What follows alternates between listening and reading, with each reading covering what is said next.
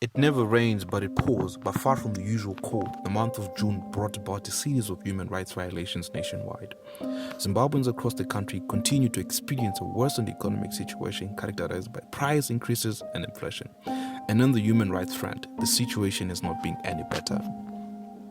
The continuing trend of the police and the army being the chief perpetrators of human rights violations confirm that these are not just isolated incidences, but rather a systematic and unfortunate regression of Zimbabwe into fully fledged repression. On 24 June, a shop owner and his workers were assaulted by 5 plainclothes police officers in Mazoe Central at Jimbo Grove Point in Ward 8 after the tone-bone notes they produced were rejected. The officers accused the shop owner of influencing all business persons in the community to reject bond notes.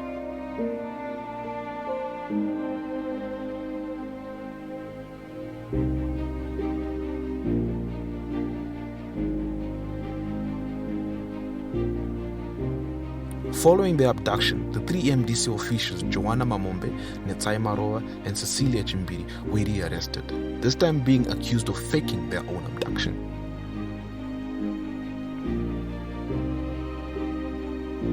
The 3 spent 10 days in detention after being initially denied bail.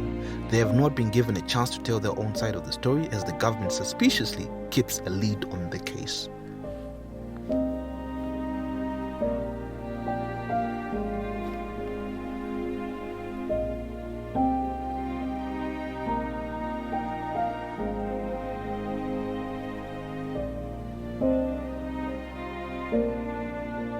On 18 June, thousands of health workers in Zimbabwe downed their tools, demanding payment of salaries in United States dollars.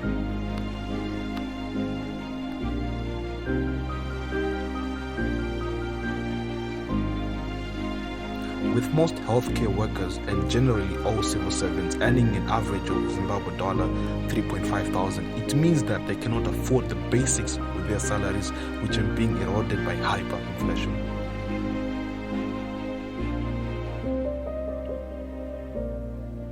More than before, Zimbabweans was under a darkening sky, and exercising one constitutional right can land them in the hands of the police.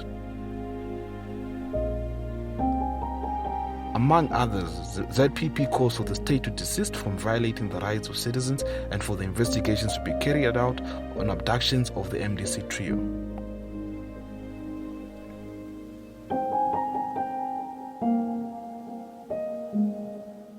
If you're concerned about acts of violence in your community, ZPP encourages you to get in touch.